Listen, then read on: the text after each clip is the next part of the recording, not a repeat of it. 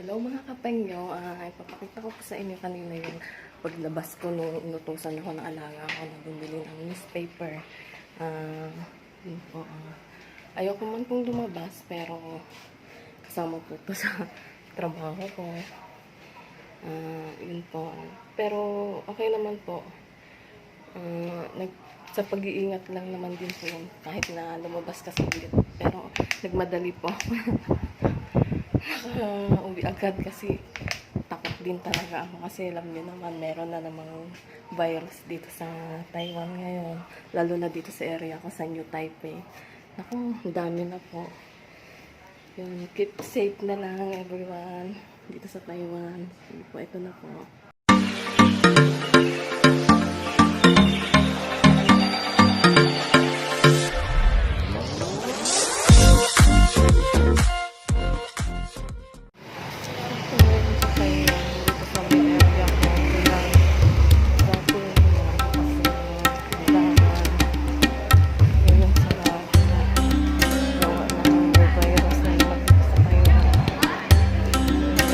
Dati maraming nagtitinda, mga ukayan, mga gulay, kung ano-ano pa. Yan po mga sa maraming sila. Yan po mas disiplina ang Taiwan. Pag sila walang lalabas, hindi naman importante.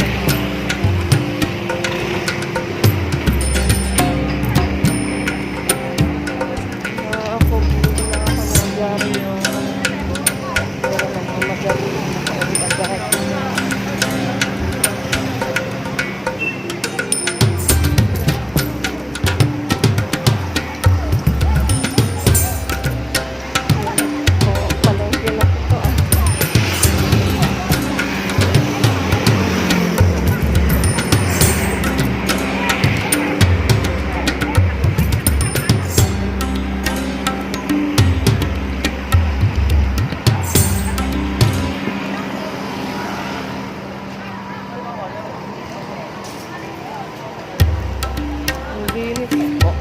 Konti lang yung mga tao sa labas. Mga bumili na kailangan. Aware po sila lagi sa pandemic. Talagang disiplinado po tayo.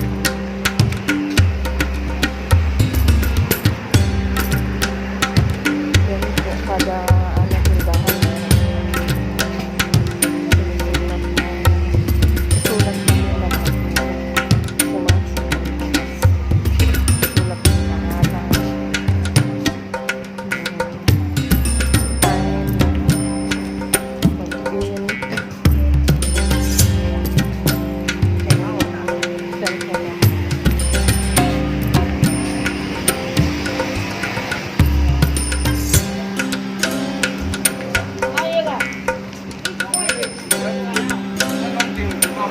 wala akong makikita, hindi nakapas kasi bawal po dito ngayon lang hindi nakapas dahil may penalty. Ayan o, dito lang po yung sa area namin sa Banjang sa Hong Ground. Malinis talaga, wala kang makita malaking tao ng mga labas.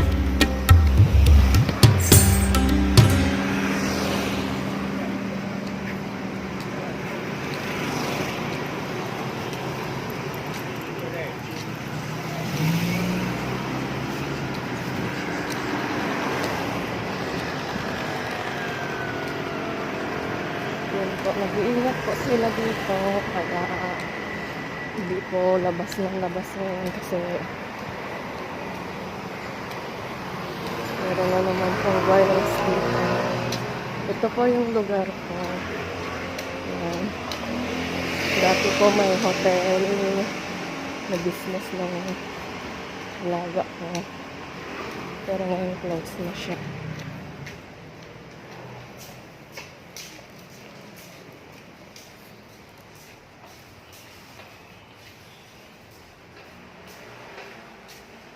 Dito na ako sa bahay.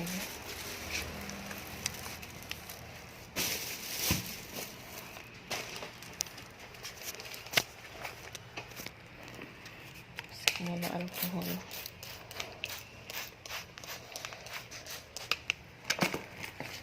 So, ayan po, nakita niyo po yung disiplina dito sa Taiwan. Yan po. Talagang nag-iingat po sila. Aware po sila sa pandemic dito. Sa virus dito. Okay po. Stay safe po sa ating lahat. Keep safe and stay at home po. Salamat po.